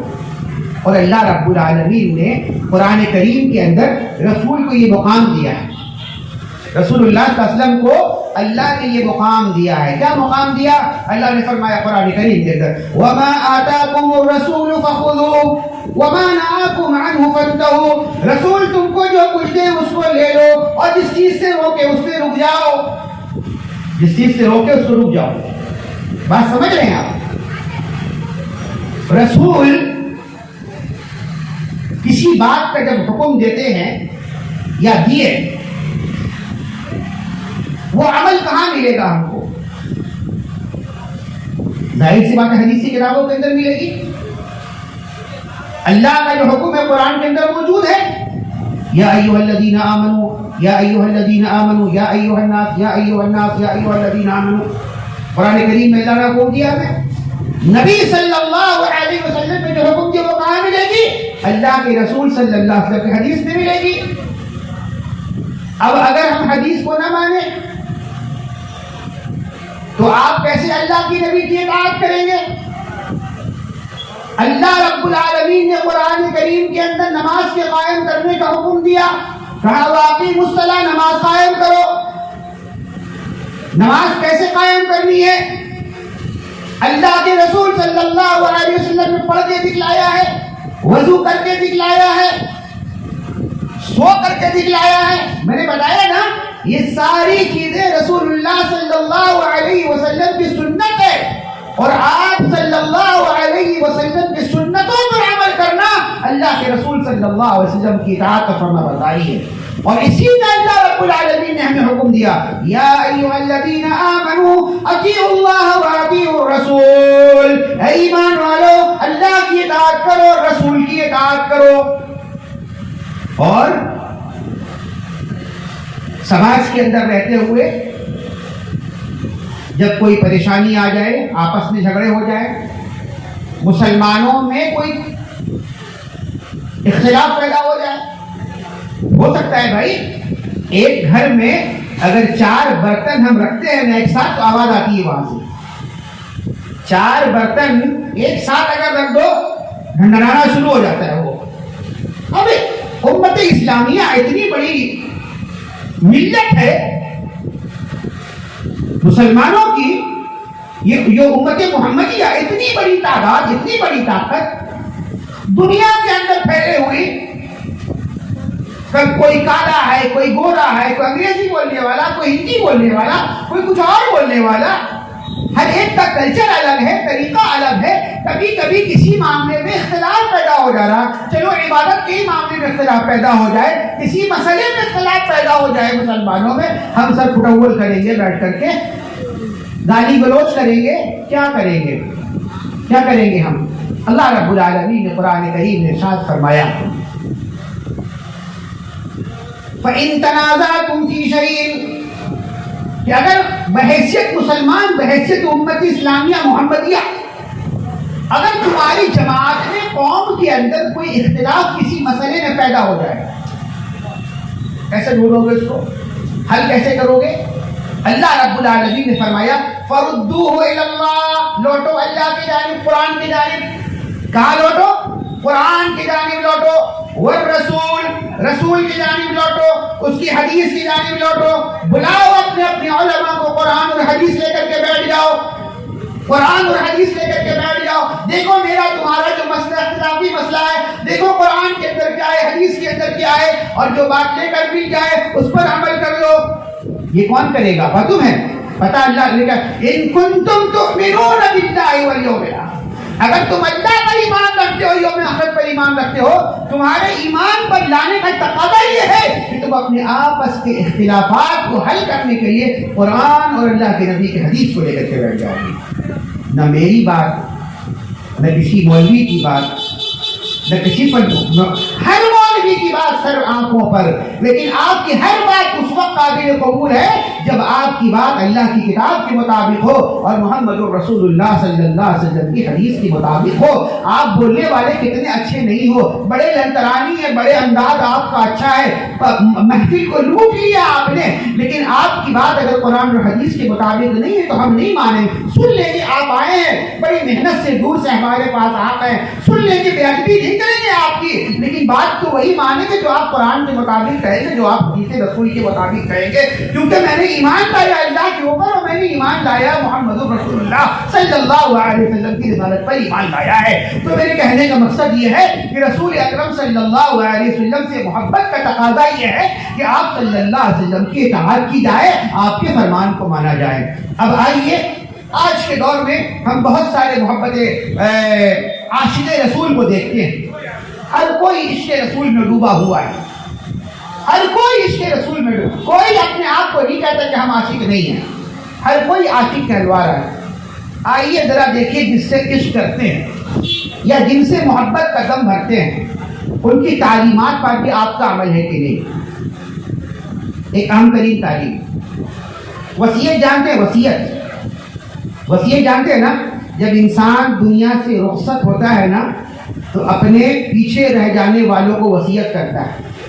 آج کے دور میں فلاں کا پیسہ باقی ہے، پروموٹنگ کیا تھا وہاں پر 10 لاکھ پھنسا ہوا ہے، اٹیک آ گیا ہے، مجھ کو پتہ نہیں صبح تک رہوں کہ نہیں رہوں، 10 لاکھ اس کے پاس جمع ہے، لے لینا ہے نا، ہاسپٹل میں پڑا ہوا ہے، روح نکلنے والی ہے لیکن وصیت کر رہا ہے، پروموٹنگ کا پیسہ 10 لاکھ پھنسا ہوا ہے فلاں بلڈنگ میں، لے لینا، نکلوا لینا وہاں سے۔ اس کو اچھا اولاد کیا کرتا ہے؟ گرا مان لیتا ہے، باپ کی وصیت ہے۔ بعض لوگ تو وصیت غلط کر کے چلے جاتے ہیں نا، وصیت بھی ناجائز نہیں کرنی چاہیے، وصیت بھی ناجائز نہیں کرنی چاہیے، جائز وصیت کرنی چاہیے، لیکن لوگ عجیب وصیت کر جاتے ہیں جس کا تعلق عجیب حالت کا، بعض باتیں میرے سامنے بیان نہیں کروں گا، بات نکل جائے گی، لمبی ہو جائے گی، اصل بات سے دور ہٹ جاؤں گا میں۔ وصیت بہت امپورٹنٹ ہوتا ہے کسی کے لیے، اللہ کے رسول صلی اللہ علیہ وسلم کا آخری لمحہ ہے، اللہ اکبر، اس دنیا سے آپ رخصت ہونے والے ہیں۔ رسول اللہ صلی اللہ علیہ وسلم اپنے صحابہ سے بات اور وصیت کر رہے ہیں، الصلاۃ، لوگوں نماز قائم کرنا، نماز قائم کرنا، اللہ اکبر، نماز قائم کرنا، اللہ اکبر۔ نبی اکرم صلی اللہ علیہ وسلم کی وصیت، آپ نے فرمایا قرۃ عینی، میری آنکھوں کی ٹھنڈک نماز میں، اللہ اکبر۔ ہم میں سے کوئی نماز پڑھتا ہے تو نبی کی آنکھوں کو ٹھنڈک پہنچتی ہے، ہم میں سے کوئی نماز پڑھتا ہے نا تو نبی کی آنکھوں کو ٹھنڈک پہنچتی ہے۔ ہم اپنے بال بچوں کی آنکھوں کو ٹھنڈک پہنچانے کے لیے کیا نہیں کرتے، اپنے باپ دادا کی آنکھوں کو ٹھنڈک پہنچانے کے لیے کیا نہیں کرتے۔ نبی نے کس چیز کو آنکھوں کی ٹھنڈک بتایا، کہا کہ میری آنکھوں کی ٹھنڈک نماز میں ہے۔ کتنے لوگ فجر کی نماز پڑھنے والے ہوتے ہیں؟ آج کئی دن کیا مسجد بھری ہوئی تھی فجر کی نماز میں جمعہ کی طرف سے، کیا مسلمانوں کی بڑی تعداد مسجد میں پہنچی ہوئی تھی جماعت کے ساتھ فجر کی نماز پڑھنے کے لیے؟ پھر ہم کیسے محمد رسول کے دم بھرنے والے ہیں جب ہم نماز کو قائم نہیں کر رہے؟ جبکہ قیامت کے دن جو سب سے پہلا حساب ہوگا، سب سے پہلا حساب جو ہوگا وہ نماز کے بارے میں ہوگا، اس سے پہلے کوئی حساب ہی نہیں ہوگا۔ صحیح روایت، صحیح حدیث کے اندر ہے، قیامت کے دن سب سے پہلا حساب نماز کے بارے میں ہوگا۔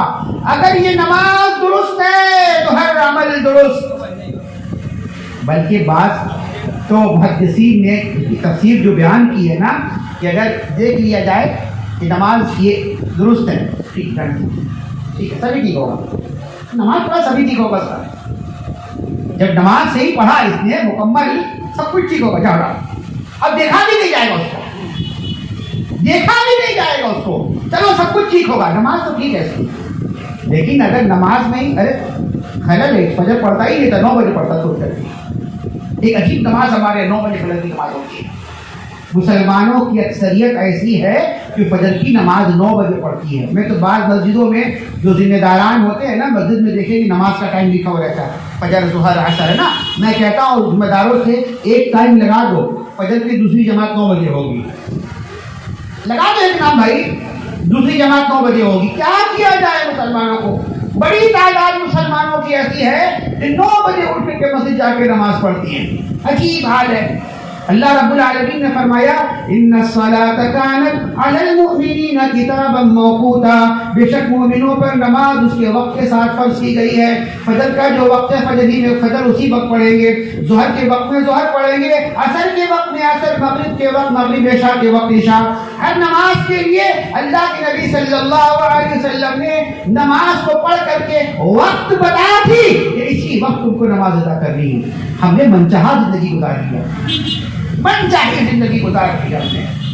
جب دل میں آیا پڑھیں گے، پڑھنا ہے نا پڑھ لیں گے، ظہر ہی پڑھنا ہے تو پڑھ لیں گے، 3 بجے سے پہلے پڑھ لیں گے، عصر سے پہلے پڑھ لیں گے. ارے بھائی کوئی وقت ہے کہ نہیں؟ کوئی وقت ہے کہ نہیں نماز کے قائم کرنے کے لیے؟ کہا کہ اقیموا الصلاۃ، نماز کو قائم کرو. جاؤ سب مل کر مرد حضرات جائیں مسجد میں جا کر کے نماز ادا کریں. نمازوں کا اہتمام رسول اللہ صلی اللہ علیہ وسلم سے محبت کا تقاضا ہے کہ آپ صلی اللہ علیہ وسلم کی آخری وصیت جو آپ نے امت کو کی، الصلاۃ الصلاۃ، نماز قائم کرو، نماز قائم کرو. نماز کی محافظت ہونی چاہیے، تب آپ عاشق رسول ہے، ورنہ آپ کا عشق ادھورا ہے، دھوکا ہے، فراڈ ہے. آپ ضرورت نہیں ہے ایسے عشق کی جب آپ کو نماز سے محبت نہیں ہے. آئیے کچھ اور دیکھتے ہیں نبی اکرم صلی اللہ علیہ وسلم سے محبت کا تقاضا کیا ہے کہ آپ اپنی زندگی میں ہونے والے تمام اعمال کو، جو بھی اعمال آپ کرتے ہیں نا، آپ کے وہ تمام کے تمام اعمال نبی صلی اللہ علیہ وسلم کے طریقے کے مطابق ہو. شادیاں ہوتی نا ہمارے گھروں میں، کارڈ بھی چھپواتے ہیں نا، کارڈ بھی چھپواتے ہیں. ہر کارڈ میں حدیث لکھی رہتی ہے. جتنا کارڈ میں نے دیکھا الا ماشاء اللہ شاید ہی کوئی ایسا ہو جو حدیث کو نہ لکھتا ہو. النکاح من سنتی، دیکھتے ہیں نا، جتنی بھی شادی کارڈ میں نے دیکھی نا اب تک الا ماشاء اللہ سب میں لکھا ہوا النکاح من سنتی، نکاح میری سنت ہے، یعنی کہ نبی صلی اللہ علیہ وسلم کی سنت ہے. لیکن ذرا ان کے نکاح کا جائزہ لیجئے رہنا تو پتہ چلے گا کسی نصرانی یہودی کا نکاح ہو رہا ہے. اسلام نظر ہی نہیں آئے گا، اسلام تو نظر ہی نہیں آئے گا. عریانیت، ننگا پن، بے حیائی، بے لباسی، پیسے کا اسراف، فضول خرچی، یہ ساری چیزیں مسلمانوں کی شادیوں میں ہے. اگر فضول خرچی دیکھنا ہے، فضول خرچی کسے کہا جاتا ہے؟ اگر فضول خرچی دیکھنا ہے تو شادی ہال میں جائیے گا جب مہمان واپس چلے جائے کھا کر کے. تو مہمان جب کھا کر کے فارغ ہو جائے نا، گھر چلے جائیں، تب آپ جا کر کے ڈسٹ بین دیکھیے گا، جا کر کے ڈسٹ بین دیکھیے گا، پتہ چلے گا کہ کتنا کھانا ہم نے برباد کیا ہے، کتنا کھانا ہم نے برباد کیا ہے. ڈسٹ بین بتا دے گا. اور جس ملک میں ہم رہ رہے ہیں نا، اس ملک کے اندر جو غریبی کی جو شرح ہے بہت زیادہ ہے. اس ملک کے اندر لوگوں کی اکثریت ابھی بھی ایسی ہے جو رات کو بھوکا پیٹ سوتا ہے، جو بھوکا پیٹ سوتا ہے. اس ملک کے اندر حالت یہ ہے، اس ملک میں رہنے والے ہم اور آپ، اور ہم وہ جو اعلیٰ اخلاق والے محمد الرسول اللہ کی امتی ہیں، ان کا حال یہ ہے کہ شادی ہال میں جا کر دیکھیں تو 500 افراد کا کھانا ڈسٹ بین میں پڑا ہوا ہوتا ہے، اور کھانا لینے والا بھی باپ کا حال سمجھ کر کے دیتا رہتا ہے. ارے کھائے جائے نہیں کھائے پھینک دیں گے، اس میں کیا رکھا ہوا ہے؟ کھائے جائے نہیں کھائے پھینک دیں گے. اس کو تھوڑی سمجھ میں آ رہی کوئی بات تلخ ہو گئی، معاف کیجیے گا مجھے، بات نہیں تلخ ہو گئی، مجھ کو معاف کیجیے گا، لیکن بات حق ہے. اگر حق نہیں ہے تو بتا دیجیے کہ میں غلط کہہ رہا ہوں. آپ کہتے ہیں کہ نکاح اللہ کے نبی کی سنت ہے، شادی کارڈ پر لکھاتے کہ نکاح نبی کی سنت ہے. کیا آپ کی شادی، آپ کا نکاح کیا نبی صلی اللہ علیہ وسلم کی سنت کے مطابق ہو رہا ہے؟ نبی صلی اللہ علیہ وسلم نے عورتوں کو پردہ کرنے کا حکم دیا. ہماری مائیں بہنیں پردہ کر رہی ہیں. آج پردہ کرنے والیاں بھی جو گھروں میں نقاب پہنتی ہیں، پردہ کرتی ہیں، ان کا حال یہ ہے شادی بیاہ میں جاتی تو پردہ غائب ہو جاتا ہے، پردہ غائب ہو جاتا ہے. ابھی طلاق دے دیا پردے کو، ابھی پردے کیوں بھائی؟ ابھی اتنا مہنگا کپڑا پہنا ہے، बुटीक से मंगा करके अभी ड्रेस पहना मैंने, ऊपर से निकाब डाल लूँ तो फायदा क्या होगा? है क्या फायदा होगा? मेरे भाइयों, नबी सल्लल्लाहु अलैहि वसल्लम ने पर्दा करने का हुक्म दिया। फातिमातुज़ ज़हरा रज़ियल्लाहु तआला अन्हा का जनाजा उठ रहा है, रात के अंधेरे में उठ रहा है, तारीकी में उठ रहा है, कि उस तारीकी में भी, उस वक्त भी, उनकी मौत के बाद भी उसके जिस्म को कोई ना देखे। वो पर्दा है, कहाँ वो पर्दा हमारे पास है? हम कैसे इश्क़ रसूल का नाम ले रहे हैं?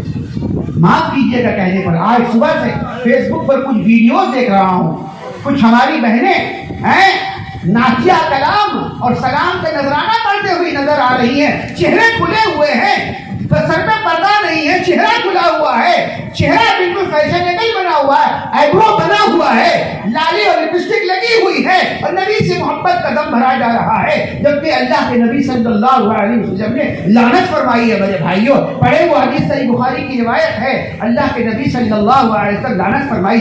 लानत है, अल्लाह की लानत उस औरत पर अल्लाह की लानत हो जो अपने भवों की बाल को यानी अबरू को जो उखेलती हो या उखड़वाती हो। आईब्रो प्लक होता है ना, घरों में औरतें किया कराया करती हैं, बिल्कुल बारीक बारीक किया जाता है ना। अल्लाह के रसूल सल्लल्लाहु अलैहि वसल्लम लानत फरमाई, लानत फरमाई किस पर? जो बनाए वो भी, जो बनवाए वो भी, दोनों पर लानत है।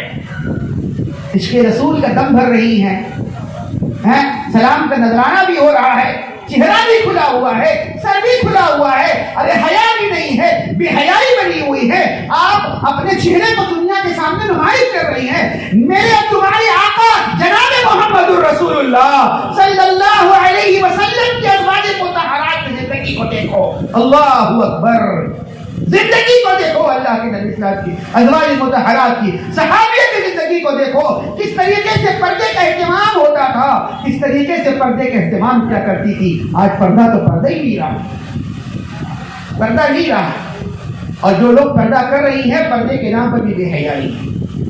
आपने सुना होगा उस लिबास को क्या कहा जाता है? बुर्का कहते हैं ना।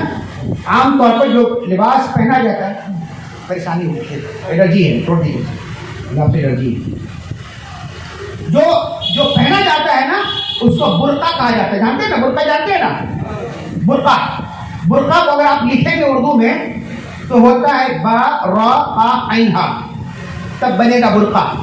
ठीक है। मौजूदा जमाने में जो बुर्का है, वो बुर्का अलग था जो हमारी नानियां पहना करती थी। बिल्कुल बड़ा सा चादर उसको ओढ़ लेती थी, बिल्कुल है। हम लोग बचपन में भी ना शरारत करते थे तो नानी के बुर्के में घुस जाते थे। इतना चौड़ा बड़ा सा होता था, एक बड़ा ओढ़ ली बिल्कुल ऊपर से, वो बुर्का होता था। लेकिन आज का जो बुर्का वो बुर्का नहीं है। उस बुर्का जब आप लिखेंगे तो बारा पाक आइन हा बुर्का। अब उस बुर्के का लिखने के वक्त आप बा को हटा दे, वहां से लफ्ज बे जिसको आप बे बोलते हैं, बा हटा दीजिए तो बचेगा क्या? रा पाक आइन हा, रुक्का। क्या लिखा जाएगा? रुक्का। रुक्का का माने होता है इन्विटेशन कार्ड। रुक्का का माने क्या होता है? Invitation card. यानी कि अब जो पहन में ये बुर्का नहीं, इन्विटेशन कार्ड है। बिल्कुल जिस्म के सारे साफ नजर आ रहे हैं, एम्ब्रॉयडरी है, स्टोन है, चमक है, दमक है, सारी चीजें बनावट है, सब कुछ है। अब तो बुर्का ऐसा हो गया है, इस बुर्के को छुपाने के लिए कौन बुर्का की जरूरत है? अब जो बुर्का पहना जा रहा है, इस बुर्के को छुपाने के लिए और बुर्के की जरूरत है, तब वो पर्दा होगा। तो नबी सल्लल्लाहु अलैहि वसल्लम से मोहब्बत का दम भरने से काम नहीं चलेगा। नबी सल्लल्लाहु अलैहि वसल्लम से मोहब्बत का दम भरना, अल्लाह के रसूल सल्लल्लाहु अलैहि वसल्लम की लाई शरीयत पर ईमान लाना, आपकी बातों को इताअत करना और आपकी बातों की पैरवी करना। और इसीलिए अल्लाह रब्बुल आलमीन ने कुरान करीम में फरमाया है, कुल इन कुंतुम तुहिब्बूनल्लाह फत्तबिऊनी युहिब्बुकुमुल्लाह। ऐ नबी कह दो लोगों से, इन कुंतुम तुहिब्बूनल्लाह, तुम इस बात का दावा करते हो ना हम अल्लाह से बहुत मोहब्बत करते हैं, है ना। तो देखिए मोहब्बत जो है ना फायदा कब देता है और काबिल कबूल कब होता है? मोहब्बत जब ये बोथ साइड हो, दोनों साइड से हो। एक तरफा मोहब्बत कोई काम कर नहीं होता है। एक आदमी अकेला ही मोहब्बत किए जा रहा है किसी से, दम भरे जा रहा है और हनी अगला इसको इग्नोर कर रहा है, اگلا جو اگنور کرتے چلا جا رہا یہ بڑا دم بڑھے جا رہا محبت کا. یہ محبت کوئی معنی نہیں ہے. محبت معنی کب رکھتی ہے؟ جب دونوں ایک دوسرے سے محبت کرنے لگے. اس کے بھی دل میں محبت ہو، اس کے بھی دل میں محبت ہو. اللہ نے کیا فرمایا؟ اے نبی کہہ دو ان کنتم تحبون اللہ، اگر تم اللہ سے محبت کا دعویٰ کرتے ہو، اس بات کا دعویٰ کرتے ہو کہ ہم اللہ سے محبت کرتے ہیں، اللہ نے فرمایا فاتبعونی، اے نبی کہہ دو کہ میری اتباع کرو. محمد الرسول اللہ صلی اللہ علیہ وسلم کی اتباع پیروی کرو. فائدہ کیا ہوگا؟ یحببکم اللہ، اللہ بھی تم سے محبت کرنے لگے گا. اگر ہم اللہ کے نبی سے محبت کریں گے، اللہ کے نبی کی اطاعت کریں گے تو بڑا فائدہ کیا ہوگا؟ اللہ بھی ہم سے محبت کرے گا. اور کیا فائدہ ہوگا؟ وَيَغْفِرْ لَكُمْ ذُنُوبَكُمْ، اللہ تمہارے گناہوں کو معاف کرتا رہے گا. محبت کی وجہ سے، محبت رسول کی وجہ سے، اطاعت رسول کی وجہ سے اللہ تعالیٰ تمہارے گناہوں کو معاف کرتا رہے گا. واللہ غفور الرحیم، اللہ تعالیٰ معاف کرنے والا، رحم کرنے والا ہے. ایک اور حق کو اختصار کے ساتھ بیان کر کے بات ختم کروں گا. نبی کریم صلی اللہ علیہ وسلم سے کے حقوق میں سے ایک حق یہ بھی ہے کہ آپ صلی اللہ علیہ وسلم پر درود اور سلام بھیجا جائے. آپ صلی اللہ علیہ وسلم پر درود اور سلام بھیجا جائے. اللہ رب العالمین نے قرآن کریم میں ارشاد فرمایا ان اللہ وملائکتہ یصلون علی النبی یا ایھا الذین آمنوا صلوا علیہ وسلموا تسلیما. بے شک اللہ تعالیٰ اپنے فرشتوں کے سامنے نبی کی تعریف کرتا ہے نا. یا ایھا الذین آمنوا، اے ایمان والو، صلوا علیہ وسلموا تسلیما، تم بھی نبی صلی اللہ علیہ وسلم پر درود اور سلام بھیجو. جب یہ آیت نازل ہوئی تو صحابی رسول فرماتے ہیں اللہ کے رسول صلی اللہ علیہ وسلم سلام تو ہم بھیجتے ہیں آپ کو، السلام علیکم السلام علیکم، یہ تو کہتے ہیں ہم، یہ طریقہ معلوم ہم کو، درود کیسے بھیجیں گے؟ یہ طریقہ تم کو نہیں سکھایا گیا ہے. سلام تو کرتے ہیں اور سلام بھیجنے کا طریقہ یہ معلوم ہے. السلام علیکم بولتے ہیں آپ کو، السلام علیکم یا رسول اللہ بولتے ہیں. جب آپ آتے ہیں تو کہتے ہیں السلام علیکم یا رسول اللہ، اے اللہ کے رسول آپ پر سلام کی ہو. یہ تو ہم کہتے ہی ہیں، لیکن درود کیسے بھیجیں گے؟ تو اللہ کے نبی صلی اللہ علیہ وسلم نے سکھایا، کہا کہ جب درود بھیجنا اس طریقے سے ہے اللہم صلی علی محمد وعلی آل محمد کما صلیت علی ابراہیم وعلی آل ابراہیم انک حمید مجید. اللہم بارک علی محمد وعلی آل محمد کما بارکت علی ابراہیم وعلی آل ابراہیم انک حمید مجید. یہ درود و سلام کا طریقہ محمد الرسول اللہ صلی اللہ علیہ وسلم نے سکھلایا ہے. اسی طریقے سے ایک روایت صحیح مسلم کی روایت ہے، اللہ کے نبی صلی اللہ علیہ وسلم فرماتے ہیں، ابو ہریرہ رضی اللہ تعالیٰ عنہ حدیث کی راوی فرماتے ہیں کہ اللہ کے رسول صلی اللہ علیہ وسلم نے ارشاد فرمایا من صلی علیہ واحدۃ، جس نے مجھ پر ایک مرتبہ درود بھیجا، جس نے مجھ پر ایک مرتبہ درود بھیجا، صلی اللہ علیہ بہا عشرا، اللہ تعالیٰ اس پر 10 رحمتیں نازل کرتا. اللہ اکبر، اللہ تعالیٰ اس پر 10 رحمتیں نازل کرتا. دوسری حدیث ہے کہ جس کسی نے بھی مجھ پر ایک مرتبہ درود بھیجا، جس کسی نے بھی مجھ پر ایک مرتبہ درود بھیجا، اللہ تعالیٰ اس پر 10 رحمتیں نازل کرتا ہے. اللہ تعالیٰ ان کے 10 مقام مرتبے کو بڑھاتا ہے، 10 نیکیاں لکھتا ہے، اور اللہ تعالیٰ 10 گناہ کو معاف کر دیتا ہے. جو کوئی ایک مرتبہ اللہ کے رسول صلی اللہ علیہ وسلم کو درود بھیجے، اس کی بڑی فضیلت ہے، اور اس کا طریقہ محمد الرسول اللہ صلی اللہ علیہ وسلم نے سکھلایا ہے. اور بہترین اور آسان سے آسان ترین درود یہ ہے کہ جب بھی اللہ کے نبی صلی اللہ علیہ وسلم کا نام نامی اسم گرامی آئے تو ہم صلی اللہ علیہ وسلم کہیں. یہ طریقہ ہے، سنت سے ثابت ہے، حدیث سے ثابت ہے. لہذا جو طریقہ اللہ کے نبی کے طریقے کے مطابق ہو اسی پر عمل کرنا چاہیے. ہمارا بنایا ہوا، آپ کا بنایا ہوا طریقہ ایکسیپٹیبل نہیں ہوگا، ہے نا. 500 کے نوٹ آپ کے پاس ہے، ٹھیک ہے، 500 کے ایک نوٹ اسی جیسا ایک لایا جائے، اسی جیسا لایا جائے، ویسا ہی شکل و صورت بنا دی جائے، سب کچھ جو لکھا ہوا سب لکھ دیا جائے، سب کچھ کاغذ کی کوالٹی بھی وہی ہو، لیکن اس کے اوپر مہر نہیں لگی، اس کے اوپر مہر نہیں لگی ہو. سیل جو ہوتا ہے نا گورنمنٹ کا، بینک آف انڈیا، بینک کا جو سیل ہوتا ہے ریزرو بینک کا، وہ نہیں لگی ہوئی ہے. آپ اس کو لے کر کے جائیں گے، دکھا دیں گے، آپ چور ثابت ہوں گے، آپ کو جیل میں بند کر دیا جائے گا. جعلی نوٹ کا دھندا کر رہا ہے، کہے گا جعلی نوٹ کا دھندا کر رہا ہے. تو آپ بولے کہ کتنا اچھا شکل ہے اس کی، صورت دیکھو ملتا جلتا ہے، بالکل سب کچھ نکل نہیں، وہ سب نہیں چلے گا، مہر ہے کہ نہیں. لہذا آپ کوئی بھی عمل کریں گے نا تو آپ کا عمل قابل قبول اسی وقت ہوگا جب اس عمل پر نبی اکرم صلی اللہ علیہ وسلم کی رضا کی، آپ کی خوشنودی کی، آپ کی خوشنودی کی، آپ کی رضا کی، آپ کی محبت کی، آپ کی سنت کی مہر اس پر نہیں لگی ہوگی تو آپ کا عمل قابل قبول نہیں ہوگا. لہذا کوئی بھی عمل کرے اللہ کے رسول صلی اللہ علیہ وسلم کی سنت کے مطابق کرنے کی کوشش کریں. اللہ تبارک و تعالیٰ سے دعا گو ہوں الہ العالمین ہم جملہ مسلمانوں کو نبی کریم جناب محمد الرسول اللہ صلی اللہ علیہ وسلم کے حقوق کو سمجھنے کی توفیق عطا فرما، اور جو حقوق ہمیں اور آپ کو بتائے گئے، جو کچھ ہم نے وقت کے دائرے میں رہ کے جو کچھ میں نے بیان کیا ہے الہ العالمین اس پر سب سے پہلے مجھے عمل کرنے کی توفیق عطا فرما، اس کے بعد آپ تمام سامعین کو اللہ تعالیٰ اس پر عمل کرنے کی توفیق عطا فرما.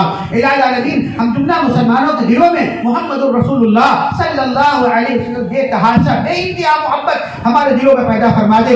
اس محبت سے زیادہ کوئی محبت دل کے اندر نہ آئے. نبی کی محبت عین ایمان کی علامت ہے. لہذا اے اللہ رب العالمین تو ہمارے دلوں کو نبی کی محبت سے معمور فرما دے. الہ العالمین کل قیامت کے دن جب حوض کوثر پر نبی کریم صلی اللہ علیہ وسلم سے ملاقات ہو اسی محبت کی وجہ سے اور نبی صلی اللہ علیہ وسلم کی سنت پر عمل کرنے کی وجہ سے اللہ تو نبی صلی اللہ علیہ وسلم مبارک ہاتھوں سے حوض کوثر عطا فرما. الہ العالمین کل قیامت کے دن نبی صلی اللہ علیہ وسلم کی شفاعت ہمیں عطا فرما.